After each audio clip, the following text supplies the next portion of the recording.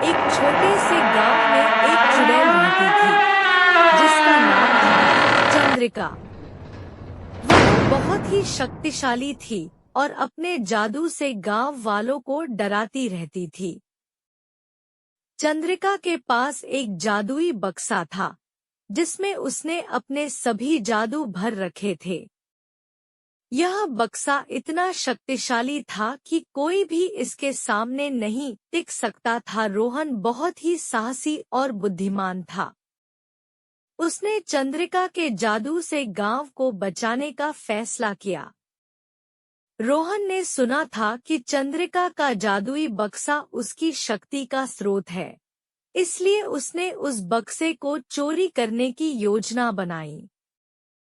रोहन ने एक रात चंद्रिका के घर में घुसकर बक्सा चोरी कर लिया। चंद्रिका को जब यह पता चला तो वह बहुत गुस्से में आ गई।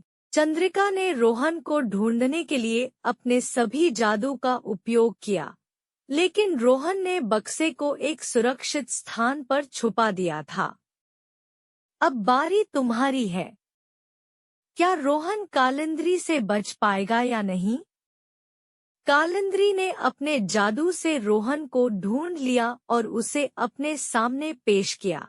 रोहन ने हिम्मत नहीं हारी और कहा, मैंने आपका बक्सा चोरी किया है ताकि आपके जादू से गांव को बचा सकूं। कालिंद्री ने रोहन पर अपना जादू चलाया और उसे चुड़ैल के जादू से रोहन एक बिल्ली में बदल गया। अब तुम्हें बताना है, क्या रोहन बिल्ली के रूप में कालिंद्री को हरा पाएगा या नहीं?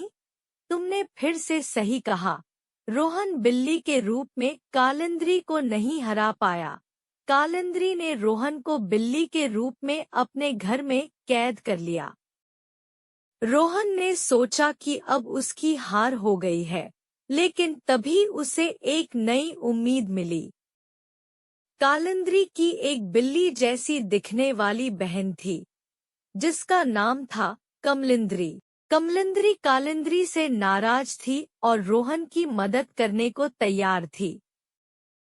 कमलिंद्री ने रोहन को बताया कि कालिंद्री के जादू को तोड़ने के लिए एक जादुई फूल की आवश्यकता होगी। क्या रोहन और कमलिंद्री उस जादुई फूल को ढूंढ पाएंगे या नहीं?